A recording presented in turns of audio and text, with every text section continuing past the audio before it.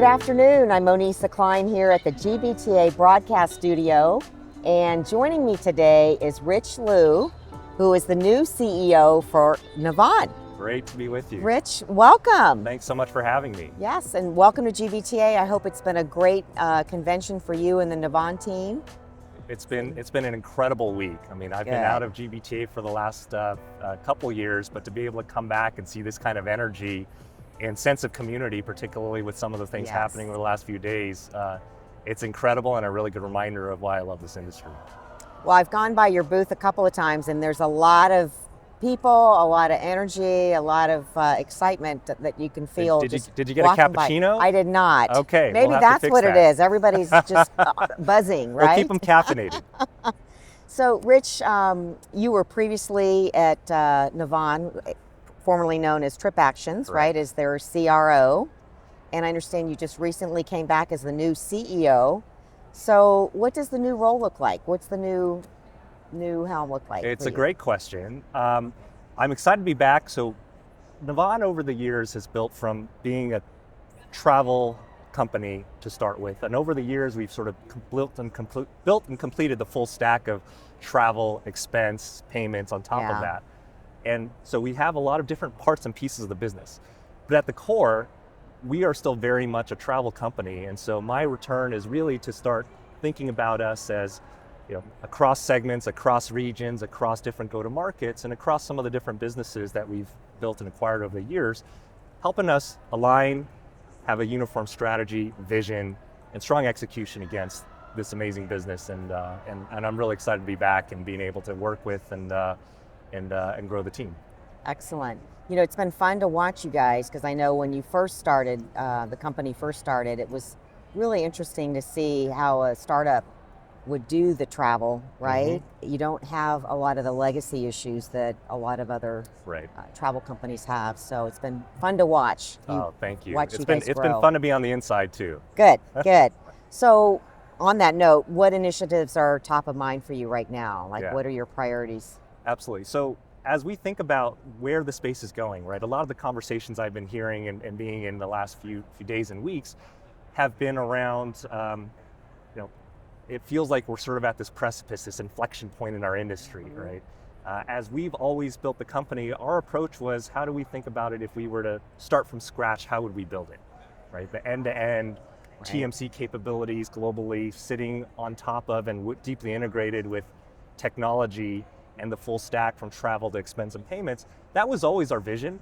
But what I'm really excited about now is that as those pieces and capabilities have really started to mature and come together so that we can work with the largest and most complex companies on the planet, people are really starting to also realize, especially in this economic climate, that what are some of the ways that I can actually use this whole stack, this whole program a lot more strategically.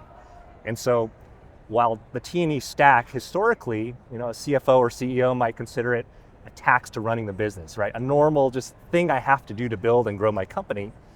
Now we're starting to ask questions like, well, hold on. Yes, I can cut and minimize and run that efficiently. Yes, I can maintain safety of my travelers and make sure that I'm creating a good experience for them. But really on top of that, how do I start realizing and treating this more as a strategic growth lever for scaling my company? So for example, a customer that we work with has a large enterprise sales team, and they actually had underspent their T&E budget last year. And the initial reaction is, well, great job, we're underspending, we're doing more meetings on Zoom, or we're taking more things on email. Nice work, team. Let's save the money, maybe do some other stuff with it. And instead of actually stopping there, they went back and said, hold on, let's go pull the data out of Navan and bounce that against sales attainment. And what they found was that, yes, while many people were doing more meetings on Zoom and traveling less, their very top performers were actually spending more.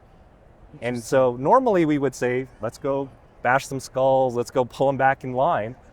But what they did instead was, let's figure out, what are they doing? Why are they doing that? And what they found was those travelers, those road warriors, really deeply understood and had a playbook for getting on site, meeting with the customers, expanding relationships, building stronger business cases to win more business.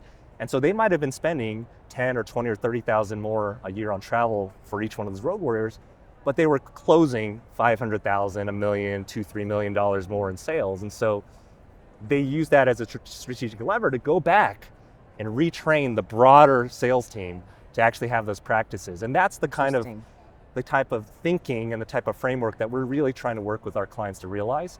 But it starts with having the right adoption so that you get the right data, so that you can actually pull that data to create insights and much more strategically enforce policy, but more importantly, figure out how to optimize the travel strategy, but also the business strategy. Yeah, understanding the why. So that's 100%. great. That's great. So Navan has been out in the forefront on topics like NDC, generative AI. What's next? Well, I like to think we're out in front, but we still have a ton of work to do, right? As far as NDC goes, as far as AI goes, as far as we're concerned, we're just scratching the surface. You know, as a technology company or as a technology DNA company at the core, we knew in the early days of building a travel company that we weren't going to go out with the scale 10 years ago to work with the suppliers in a meaningful way from a volume perspective. And so we said, well, how do we actually commit to pursuing NDC with them and going to where the puck is going and shaping that future with them? So that's why we've been invested really early. And I think NDC is an interesting thing. Maybe a few years ago, it's almost like it was a religion thing of, do you believe in NDC or do you not, right? Are you an NDC atheist? Or not? Yeah. And I think we've moved past that point now where now, the conversation might be more, are you doing something with NDC or are you not? And really, I think we're actually moving quickly past that point where the conversations we've been starting to have are now, well, what are you doing with NDC and how are you realizing value for the traveler and for the corporation and actually for the supplier as well on those efforts? And so we've been a little quieter as we've been actually doing a lot of that stuff behind the scenes to build that infrastructure. And we actually have a report coming out actually tomorrow highlighting some of the learnings that we've fought hard to gain. We have now 15 airlines connected on NDC. Actually, greater than 1 in 4 bookings on Navan is now coming through NDC content. And we're actually seeing in some of our enterprise customers, the corporate programs, is that they're seeing upwards of hundreds of thousands, several hundred thousand, close to 1 million in savings coming from using NDC inventory. And so we're now starting to see this is not just a thing around a binary, do you have it or you not, but how well are you actually utilizing it? How well are you actually driving impact and value for the end customer and traveler? So let me ask you this. At what point do you think people stop talking about NDC? Like when is it done? I mean, is it ever going to be done? Or how do you measure that? Like, it's a great question. What do you think? I love that question. I almost think about it like, maybe 10, 15, 20 years ago, we would talk about, are you online or are you not online, right? Do you use the internet? Do you not use the internet? Right. And now it's not And even... then it became, okay, is it a dial-up screeching in the background or you have broadband, 10 gigabits per second where you can actually do a lot of powerful things? I think NDC in a lot of ways, how we see it is very much like that. When I say scratching the surface, we're now able to do things like, all right, start to create connections that are actually adding value, the connections that are driving economic impact through savings. But we're only now starting to scratch the surface around what are the types of interesting offerings that now we can co-create, not just for a consumer traveler, but also for a business traveler, right? What are the bundles that are interesting? What are the ways we can add value on the day of travel?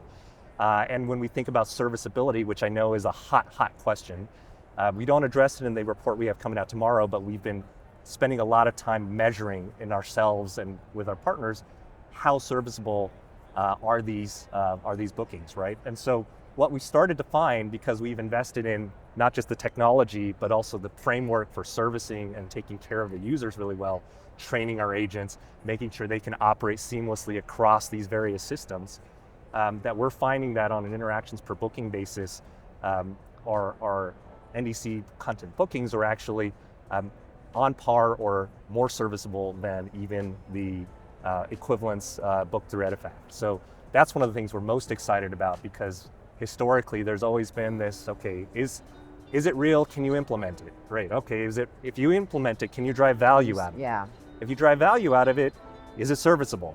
And now we're starting to methodically answer those questions. Okay. And we're excited because we've invested very heavily in that model and making sure that we can lead the way there along with our supply partners. And Excellent. so that's what I'm most excited about right now. Well, Rich, in the 2 months that you've been back on board, it sounds like you've got a great handle on the issues and a lot of exciting things ahead. And I can't wait to read the report tomorrow. Great. We'll make sure you get a copy, and I'm so excited that to be back. And I know we have plenty of work to do, but never better time to be in travel as far as I'm concerned. Rich, thanks so much for spending some time with us today. I really appreciate it. Thanks so much, Monisa. Thank you. Take care. I'm Monisa Klein here at the GBTA Broadcast Studio.